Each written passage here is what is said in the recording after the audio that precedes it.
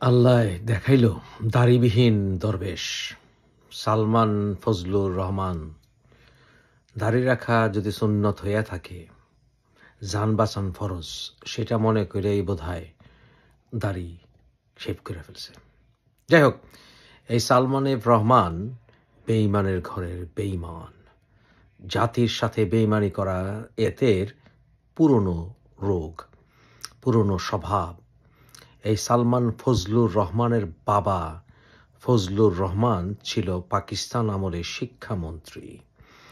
1952 সালের ভাষা আন্দোলনের সময় যখন পুরো বাঙালি জাতি গর্জে উঠেছিল, তখন এই সালমান ফজলুর রহমানের বাপ ফজলুর রহমান তিনি বাংলা ভাষার যে বর্ণমালা তা ব্যবহার নিষিদ্ধ করে আরবি এবং ফার্সি ভাষার আলফাবেট বা বর্ণমালা ব্যবহার করে বাংলা ভাষা ব্যবহার করার অনুমতি দেয়া যেতে পারে বলে প্রস্তাবনা রেখেছিল।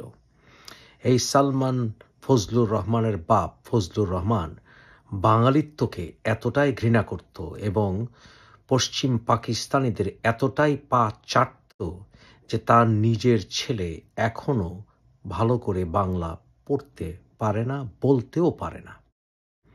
এই সালমান ফজলুর রহমান সে করাচিতে পড়াশোনা করেছে।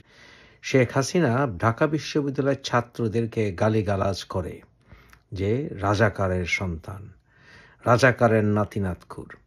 প্রশ্ন, সালমান ফজলুর রহমান কি দেশপ্রেমিক এবং বাঙালি জাতির প্রেমিক ছিল?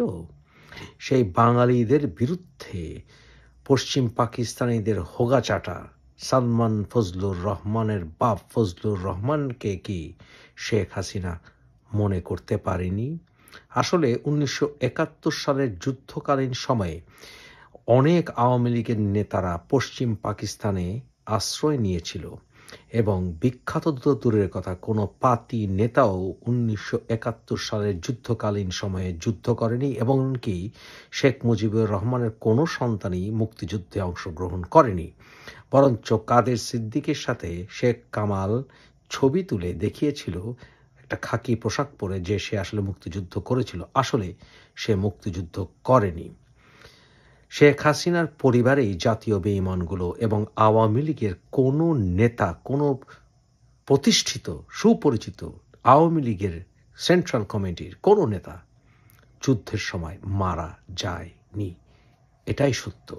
তাদের ভেতরে প্রকৃত রাজাকার আগেও লুকিয়েছিল জাতির সাথে যারা বেঈমানি করেছে, এবং তাদের সন্তানদেরকে পুনর্বাসিত করার সেন্ট্রাল কমিটির নেতা ছিল শেখ হাসিনা।